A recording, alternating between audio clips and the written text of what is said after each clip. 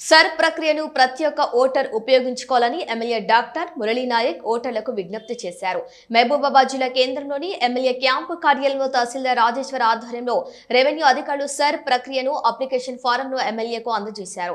ఈ సందర్భంగా ఎమ్మెల్యే మాట్లాడుతూ బీజేపీ దొడ్డిదారిలో అధికారాన్ని చేజెక్కించుకునేందుకు ఓటు చోరీ దందా చేపట్టి కేంద్రంలో రాష్ట్రంలో అధికారంలోకి వచ్చేందుకు పన్నాగం పన్నుతోందన్నారు. ముస్లిం మైనార్టీ బీజేపీకి వ్యతిరేకంగా ఉన్న ఓటర్లను తొలగిస్తోందని ఆరోపించారు. ఒకే ఇంటిపై 35 నుంచి 40 ఓట్లు ఉన్నాయని ఓటు చోరీ కాకుండా చూసుకోవటం ప్రతి ఓటర్ బాధ్యత అని అన్నారు.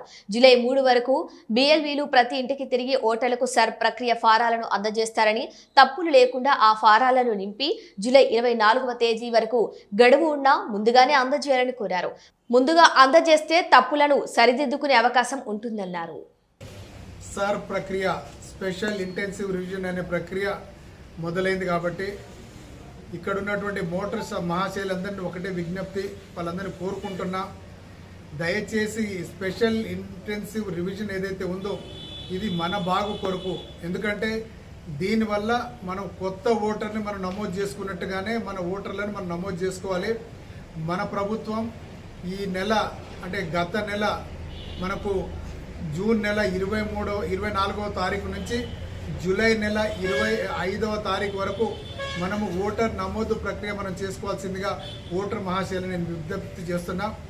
మొత్తం జూలై 3వ తారీఖు వరకు బిఎల్ఓలు అదేవిధంగా బిఎల్ఏలు వీళ్లకు అప్లికేషన్ ఫారాలు మీకు ఇస్తారు.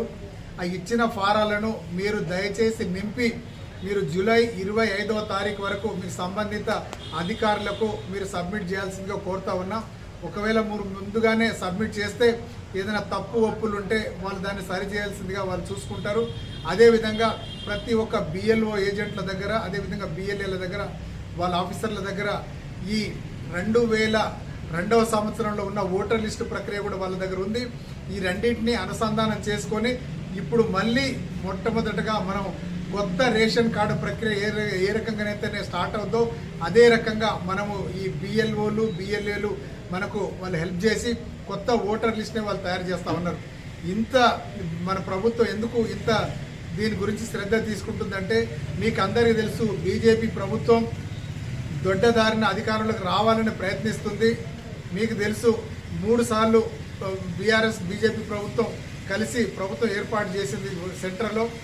ఈసారి 4వసారి కూడా ఎట్టి పరిస్థితుల్లో వాళ్ళు ఓటు చోరీ దందాల్లో ప్రభుత్వం గెలవాలనే ఉద్దేశంతోనే చాలా వరకు ముస్లిం మైనారిటీ ఓటర్లు కావచ్చు, ఎస్టీ ఓటర్లు అదేవిధంగా ఎస్సీ ఓటర్లు అందరినీ డిలీట్ చేసి, ఎందుకంటే ఎస్సీ ఓటర్లు ఎస్టీ ఓటర్లు అదేవిధంగా ముస్లిం మైనారిటీ ఓటర్లు కాంగ్రెస్ కంచుకొట్ట కాబట్టి అన్నింటినీ డిలీట్ చేసి మనం